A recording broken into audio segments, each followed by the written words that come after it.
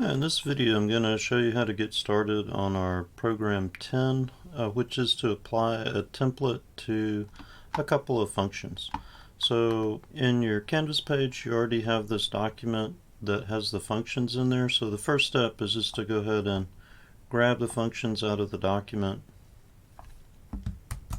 and paste them into a new project.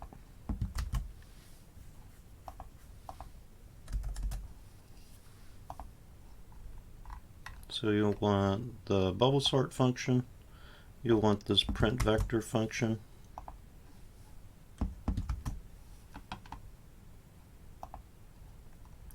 and you'll want this input vector function.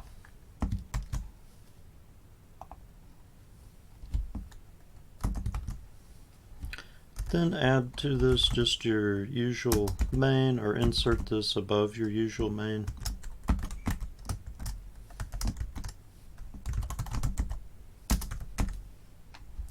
And let's take a look and see what kind of include files we'd need with this one. We're doing basic input output, so it would be IOStream, and we're working with vectors, so that would be vector as well.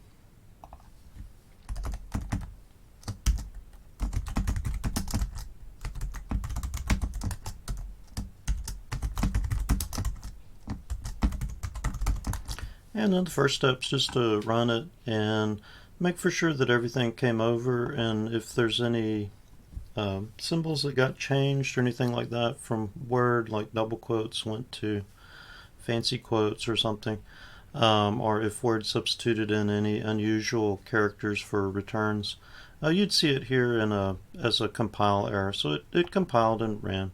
So now our next step is to go ahead and get the functions working just as they are. So we want to run input vector. Let's see what we need to pass it. We need to pass it a vector of the type int, and then we need to pass it another integer. So let's set those up.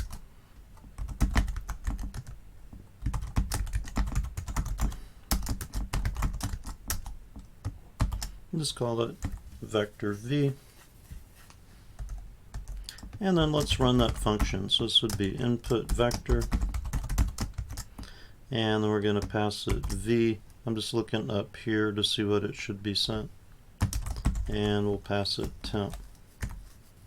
Okay, and let's run our program again.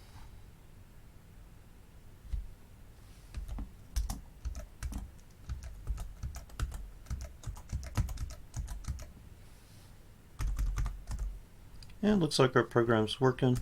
So then our next step is to go ahead and insert our bubble sort.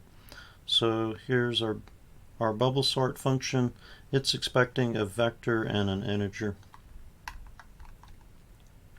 Oh, one thing I forgot to mention, in some IDEs this would create an error or a warning because you're sending it something to a function that you haven't put anything, you haven't initialized it yet, you haven't put anything in there yet.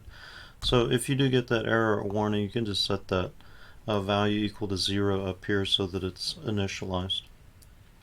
Okay, so let's do bub sort. And same thing, we're going to send it the vector and the integer value. And then let's get our vector printed out. We're going to do print vector. Print vector is only just expecting the vector.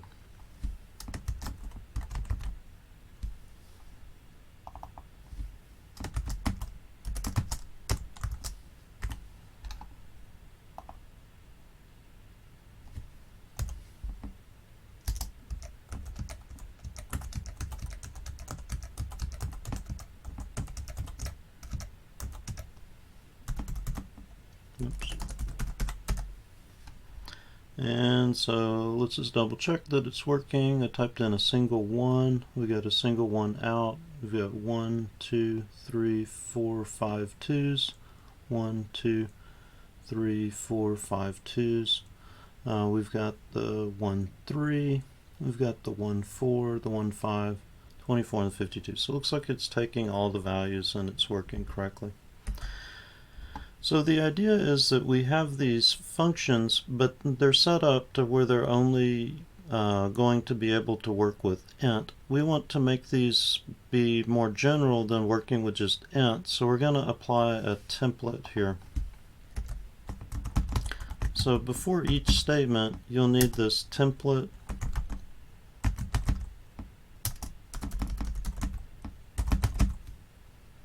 And then you'll need to do type name and then give it a valid identifier.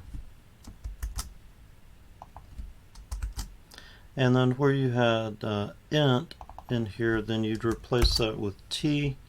And then since we're using temp to store an integer value to push onto the vector, that would also need to go to type name t.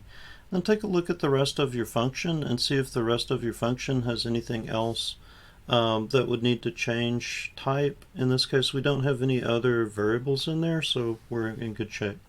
Let's try and run it again.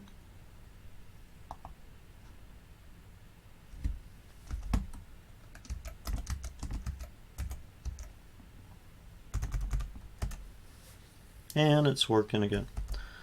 So go ahead and complete the same process that I used here and do that same process to print vector and do that same process to bub sort, and then go down here in main and try changing this to be a double or a float instead of an int and an int, and ensure that your program still works.